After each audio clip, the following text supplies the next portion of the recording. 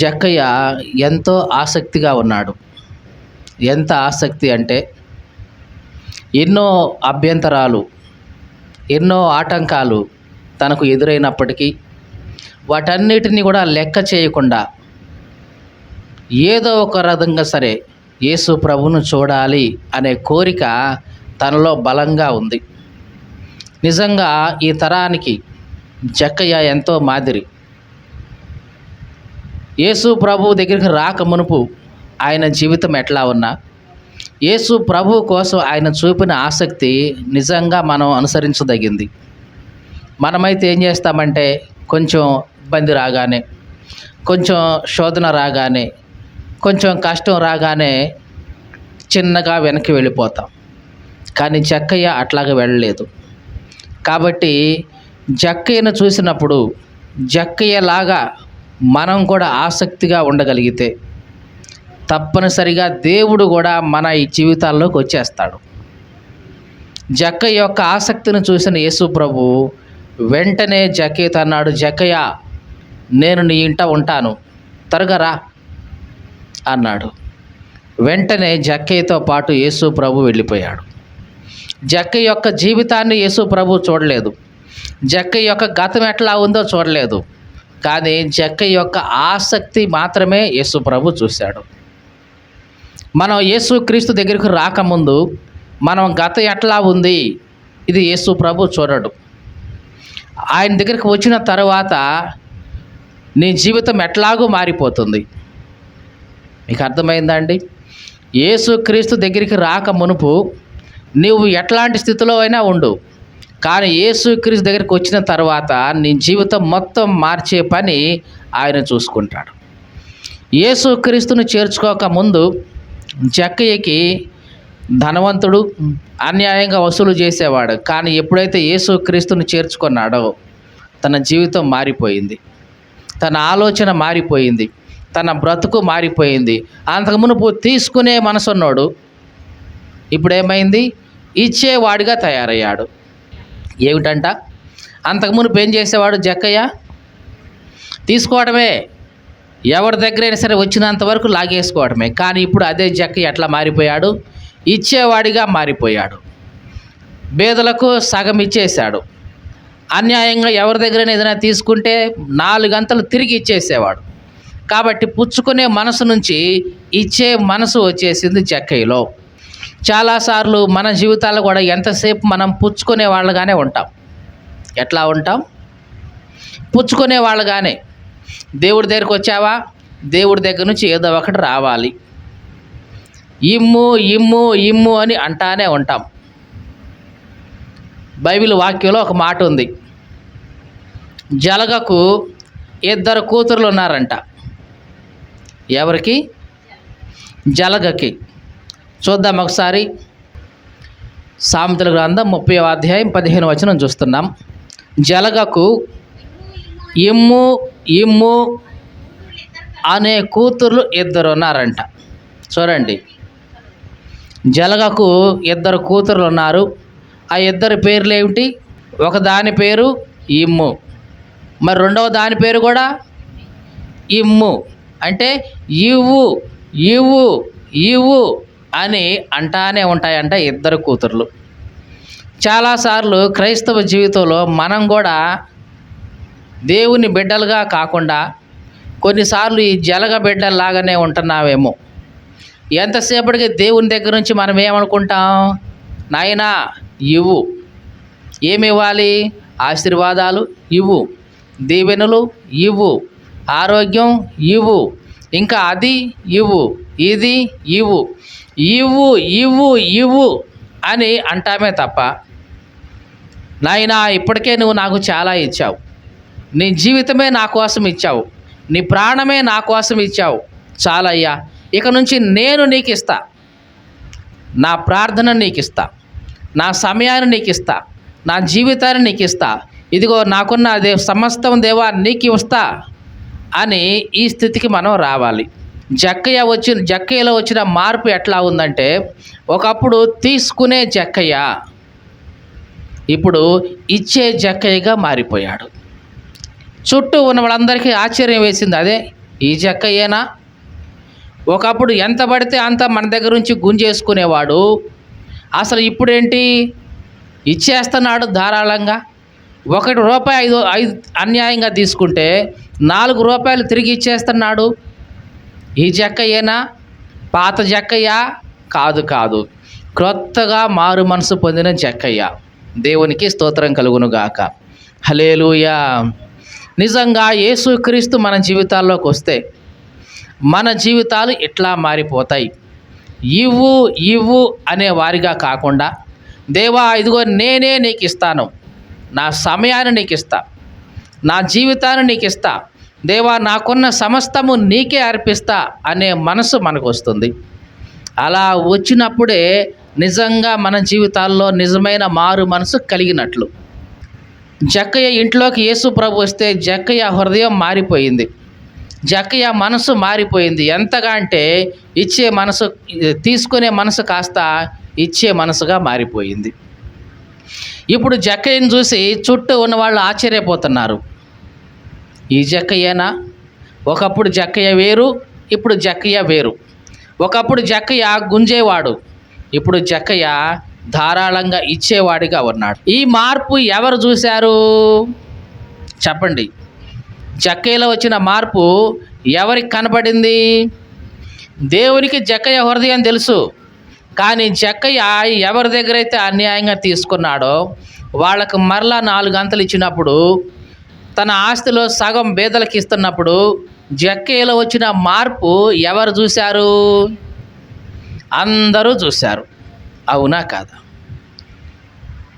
ఒకప్పుడు యేసు ప్రభువే మాత్రమే చూశాడు తన హృదయంలో వచ్చిన మార్పు. కానీ తన క్రియల ద్వారా జక్కయ్యలో కలిగిన ఈ మార్పు అందరికీ స్పష్టంగా అర్థమవుతుంది. ఈ మాటలు వింటున్న ప్రియ సహోదరి సహోదరుడా, మారు మనసు పొందావు, మంచిదే. కానీ మారు మనసు పొందిన తర్వాత నీవు చేసే క్రియల ద్వారా, వేటి ద్వారా? నీవు చేసే క్రియల ద్వారా నీ చుట్టూ ఉన్న వారికి నిజంగా నువ్వు మారు మనసు పొందావు అనే సంగతి స్పష్టంగా అర్థం అవ్వాలి. అలా అర్థమయ్యేలాగా నీ క్రియలు కనబడాలి. అందుకే యేసు ప్రభు అంటాడు, మనుషులు మీ సత్క్రియలను చూసి పరలోకమందున్న మీ తండ్రిని మహిమపరిచినట్లుగా వారి ఎదుట మీ వెలుగు ప్రకాశింపనీయండి అన్నాడు.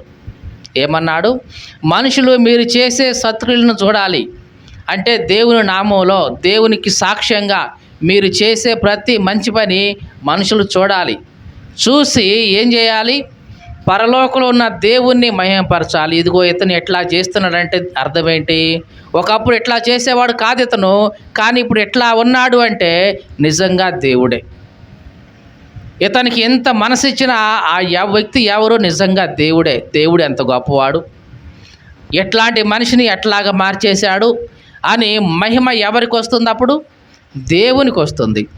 ఆ విధంగా మనుషులు మన పనులను, మన క్రియలను చూసి పరలోకంలో ఉన్న దేవుణ్ణి మహిమపరిచేలాగా మన క్రియలు అవన్నీ కూడా మనుషుల ముందు కనపడాలి.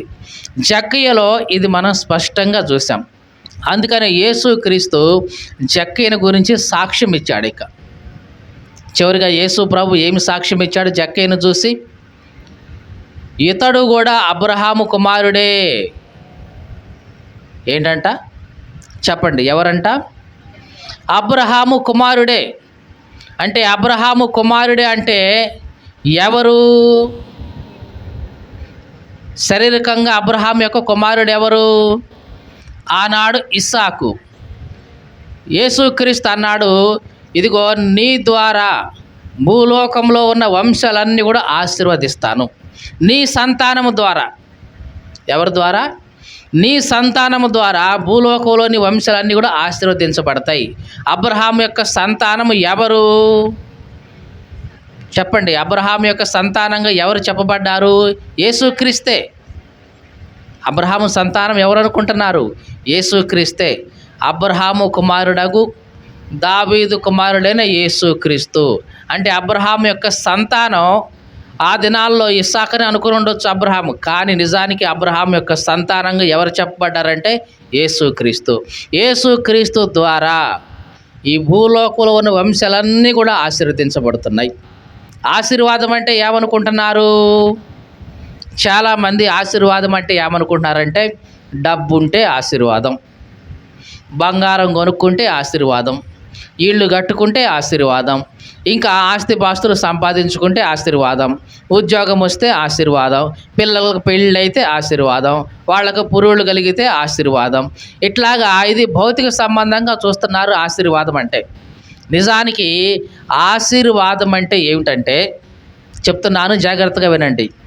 ఆశీర్వాదం అంటే మనిషి తన యొక్క దుష్టత్వం నుంచి విడిపించబడటమే నిజంగా ఆశీర్వాదం. నిజమైన ఆశీర్వాదం అంటే ఏంటి? మనిషి తన పాపము నుంచి విడిపించబడటమే నిజమైన ఆశీర్వాదం. మనిషి దుష్టత్వం నుంచి మళ్ళించబడటమే నిజమైన ఆశీర్వాదం. ఇంకా నిజమైన ఆశీర్వాదం ఏంటంటే మనిషి తన మరణము నుంచి తప్పించబడటమే ఆశీర్వాదం. ఏమిటంట చెప్పండి? మరణం నుంచి తప్పించబడితే అది ఆశీర్వాదం. ఒకసారి పాత నిబంధనలో యాకోబు అనే వ్యక్తి ఉన్నాడు. ఏం పేరు? యాకోబు. ఈ యాకోబు అన్నను మోసం చేశాడు. జ్యేష్ఠత్వం కోసం తండ్రిని మోసం చేశాడు, దీవెనలు తీసుకున్నాడు. మొత్తానికి ఇక ఈ అన్న పగబట్టాడు యాకోబు మీద. ఏశావు వీడు నా దగ్గర మోసం చేసి జ్యేష్ఠత్వ హక్కు తీసుకున్నాడు, మళ్ళీ నాకు తెలియకుండా తండ్రిని మోసం చేసి నాకు రావాల్సిన దీవెనలు తీసుకున్నాడు, వీడిని చంపేయాలి అని ఆలోచన ఉన్నప్పుడు తల్లి, అరే మీ అన్నయ్య నిన్ను ఎట్లాగూ చంపే ఉద్దేశం ఉంది, నువ్వు ఇక్కడ ఉండొద్దు, పోయి మీ మామయ్య దగ్గరకు పో, అక్కడ ఉండు, మళ్ళీ నేను చెప్పేదాకా అక్కడ రా మాకు నాయన, అక్కడే ఉండాను. యాకోబు వెళ్ళిపోయాడు అక్కడికి. 20 సంవత్సరాలు ఉన్నాడు అక్కడ. ఎన్ని సంవత్సరాలు? 20 సంవత్సరాలు అక్కడే తట్టుకొని ఉన్నాడు. యాకోబే మోసగాడు అనుకుంటే యాకోబు యొక్క తాత ఆయన. మీకు అర్థమైందా? లోకంలో ఒక సామెత ఉంది, తాడిని దన్నేవాడు ఉంటే వాడిని తలదన్నేవాడు ఉంటాడంట. యాకోబే తల్లి గర్భం నుంచే మోసగాడిన, ఈయన్నే మోసం చేస్తే ఇంకా మోసగాడు లాభారనమాట. అట్లాంటి మోసగాడి దగ్గరికి పోయాడు ఈ మోసగాడు. ఆయన మాత్రం ఊరుకుంటాడా? మోసం చేశాడు, 10 సార్లు జీతం మార్చేశాడు. నీకు ఎంత ఇనం, ఎంత ఇస్తా, సరేలే మా మరి ఏం చేస్తావు, తప్పదు, నేను ఇంటికా పోలేను, పోతే అక్కడ మన ఉన్నాడు, మరి ఎటు పోయేది లేదు, ఇక నాకు నువ్వు తప్ప ఇంకెవరున్నారు దిక్కు, సరేలే ఎంతో కొంత చేస్తాలే అన్న. మళ్ళీ 2 నెలలు కాగానే నీకు ఎంతైనా జీతం, కుదరదు, ఇంత అయితే ఇస్తా. చేసేదే ఉంది, ఎంత ఇస్తామన్నా తప్పదు. అట్లాగే ఉన్నాడు. 6 సంవత్సరాల్లో 10 సార్లు జీతం మార్చేశాడు. ఇక మీరు ఆలోచించుకోండి, 6 నెలలకు ఒకసారి మార్చినట్టు అనమాట. 14 సంవత్సరాలు, 7 సంవత్సరాలు 7 సంవత్సరాలు తన 2 భార్యల కోసం కొలువు చేశాడు. ఇక తన మంద కోసం 6 సంవత్సరాలే కొలువు చేశాడు. ఈ 6 సంవత్సరాల్లో 10 సార్లు జీతం మార్చేశాడు. అంటే కనీసం 6 నెలలకు ఒకసారి, సంవత్సరానికి 2 సార్లు మారుస్తూ ఉన్నాడు అనమాట. అయినా సరే దేవుడు అతన్ని దీవించాడు, పశువులు ఇవన్నీ ఇచ్చేశాడు, 2 భార్యలు, తర్వాత కుమారులు, 10 మంది కంటే ఎక్కువ కుమారులు అందరూ కలిగారు. ఎంత ఆశీర్వాదం వచ్చింది లోక సంబంధంగా చూస్తే. సరే, ఒకానొక సమయంలో దేవుడు ప్రత్యక్షమై, యాకోబు ఇక నువ్వు నీ ఇంటికి బయలుదేరి వెళ్ళిపో, నేను ఎక్కడైతే నీకు కనపడ్డానో బేతేల్లో అక్కడ మందిరం కట్టుకో, నువ్వు చెప్పినట్లుగా ఒప్పుకున్నావు కదా, నేను క్షేమంగా తిరిగి వస్తే ఇదిగో ఈ రాయి మందిరం అవుతుందని చెప్పావు కదా, అక్కడ ఆ బేతేలికి వెళ్ళిపో, అక్కడ మందిరం కట్టు, ఇంటికి వెళ్ళిపో అన్నాడు. సరే అని బయలుదేరి మోటాముల్లే సర్దుకొని పోతా ఉంటే ఎవరో చెప్పారు, అయ్యా మీ అన్న వస్తున్నాడు ఎదురు, ఒకళ్ళిద్దరిని కాదు 400 మందిని వెంటేసుకొని వస్తున్నాడు అని చెప్పాడు. ఇక భయం పట్టుకుంది యాకోబుకి. ఏ భయం ఇది చెప్పండి? ఏ భయం? మరణ భయం పట్టుకుంది. అందుకని చిన్నగా ముందు మందలను పంపించాడు, తర్వాత పనివాళ్ళని పంపించాడు, తర్వాత లేయా పిల్లలను పంపించాడు, తర్వాత రాహేలు పిల్లలను పంపించాడు. చివరికి ఒక్కడు మిగిలిపోయాడు ఆ యబ్బోకు రేవు దగ్గర. ఇక ఏం చేయాలి? మరణం నుంచి తప్పించబడాలి, నాకు ఇప్పుడు ఇదే ఆశీర్వాదం అనుకొని ప్రార్థన చేయటం ప్రారంభించాడు. చేశాడు, ప్రార్థన చేస్తూ ఉంటే ఇక ఆ దేవుడు వచ్చేసాడు. దేవుణ్ణి పట్టుకొని వదలలేదు. తెల్లారి వరకు పెనుగులాడుతానే ఉన్నాడు. అయ్యా నన్ను ఆశీర్వదించు, నన్ను దీవిస్తేనే తప్ప నేను నిన్ను పోనీయను.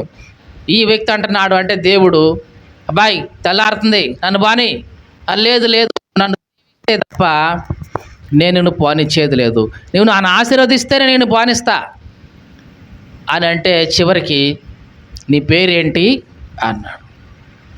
అప్పుడు చెప్పాడు నిజంగా యాకోబు అని. మరి ఒకప్పుడు తండ్రి దగ్గర ఏమని చెప్పాడో తెలుసా? నాయనా నా పెద్ద కొడుకు నువ్వేనా అని అంటే, అవును నేనే నీ పెద్ద కొడుకుని ఏశావుని అని చెప్పాడు తండ్రి ముందు. అబద్ధం చెప్పి దేవుని తీసుకున్నాడు. ఇప్పుడు ఇక అబద్ధం లేదు. తండ్రికి కళ్ళు మందమైనవి, కంటికి కనపడదు, ముసలోడైపోయాడు కదా, కంటికి కనబడక అనుకున్నాడు స్వరం అయితే యాకోబు స్వరమే కానీ మరి చేతులు ఇవన్నీ చూస్తే ఏశావు చేతుల్లాగా ఉన్నాయి అని మళ్ళీ అడిగాడు. అబ్బాయి నా పెద్ద కుమారుడని ఏశావు నువ్వేనా అని అంటే, నేనే అని అబద్ధం ఆడి మోసం చేసి తండ్రి దగ్గర నుంచి దీవెనలు తీసుకున్నాడు. కానీ ఇప్పుడు నిజమే చెప్తున్నాడు, అయ్యా నేను యాకోబుని, మోసగాడినే అని నిజం చెప్పాడు. అప్పుడు దేవుడు అన్నాడు, ఇక మీదట నీ పేరు యాకోబు కాదు, ఇశ్రాయేలు, దేవునితో పోరాడి గెలిచిన వాడివి నువ్వు అని చెప్పి అక్కడ అతన్ని దీవించాడు. నిజంగా ఇదిగో ఈ సంపదే ఆశీర్వాదం అయితే యాకోబు పోరాడాల్సిన పనేమీ లేదు. కానీ యాకోబు పొందాలనుకున్న ఆశీర్వాదం దీవెన ఏంటి? నాకు ఎదురుగా మరణం వస్తుంది, ఆ మరణం నుంచి నేను తప్పించబడాలి, ఇది నాకు ఆశీర్వాదం, ఇది కావాలి. మనకి కూడా ఎదురుగా మరణం ఉంది. ఏమిటి ఆ మరణం? అగ్నిగుండమే రెండవ మరణం. అంటే మీకు అర్థమైందండి? ప్రతి మనిషి లోకంలో మరణిస్తాడు, శరీరంగా ఉన్న ప్రతి మనిషి మరణిస్తాడు. ఇది మొదటి మరణం. రెండో మరణం ఒకటి ఉంది, అగ్నిగుండం. ఇది ఈ మరణం నుంచి తప్పించబడాలి, ఇది నిజంగా ఆశీర్వాదం. అంటే ఒక మనిషి నరకం నుంచి తప్పించబడి పరలోకాన్ని చేరడమే నిజమైన ఆశీర్వాదం అండి. దేవునికి స్తోత్రం కలుగును గాక. హల్లెలూయా. యేసుక్రీస్తు నిజంగా మన జీవితాల్లోకి వస్తే మనకు ఈ ఆశీర్వాదం కలుగుతుంది. ఏ ఆశీర్వాదం? మరణం అంటే భయపడమిక. మరణం వస్తే ఏమైంది? ఇదిగో నేను నా దేవునితో కలిసి ఉంటాను. చావు వస్తే ఏమైంది? నేను నా ప్రభువుతో కలిసి ఉంటాను, ఇంక అంతకు సంతోషమే కదా అది అని సంతోషంగా మరణాన్ని ఆహ్వానిస్తాం. ఈ మరణం వస్తే ఏమైంది? అదిగో రెండో మరణము నాకు రాదు కదా, నరకంలో నేను పడను కదా, ఇదిగో పరలోకంలో దేవునితో నెమ్మదిగా ఉంటాను కదా, అది సంతోషకరమైన స్థలము కదా, ఇంతకంటే ఆశీర్వాదం నాకేమి కావాలి అనుకుంటాం. ఇది నిజంగా మారు మనసు కలగటం అంటే. దేవునికి స్తోత్రం కలుగును గాక. హల్లెలూయా. కాబట్టి జక్కీలో ఇట్లాంటి మారు మనసు వచ్చింది. జక్కీలో వచ్చిన ఈ మార్పు ప్రభువు చూశాడు. తన క్రియల ద్వారా లోకమంతా కూడా జక్కీలో వచ్చిన మార్పును చూడగలిగింది. కాబట్టి దేవుడు మనకు ఆశీర్వాదం ఇచ్చేవాడు. ఆశీర్వాదం అంటే లోక సంబంధమైనవి కాదండి, వాటన్నిటికంటే మించిన ఆశీర్వాదం మరణం నుంచి తప్పించబడే ఆశీర్వాదం, నరకం నుంచి తప్పించబడే ఆశీర్వాదం. ఇట్లాంటి ఆశీర్వాదాన్ని దేవుడు నీకు ఎప్పుడు కూడా ఇస్తాడు. దేవునికి స్తోత్రం కలుగును గాక. హల్లెలూయా. కాబట్టి జక్కీలో వచ్చిన ఈ మార్పు మనం చూసినప్పుడు నిజంగా నా జీవితంలో ఎట్లానే ఉన్నానా?